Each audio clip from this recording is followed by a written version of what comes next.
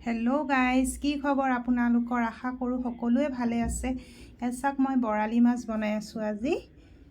চাওক, ধুনীয়া মানে সৰু বৰালিটোৰে, ইমান ডাঙৰ বৰালি নহয়।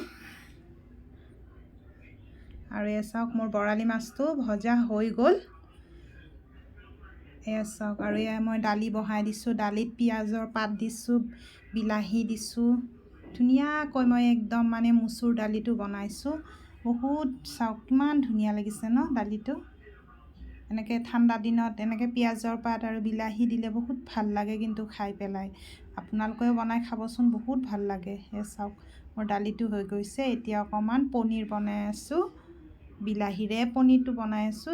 চাওক, আৰু এতিয়া মই মাছৰ তৰকাৰীটো বনাম।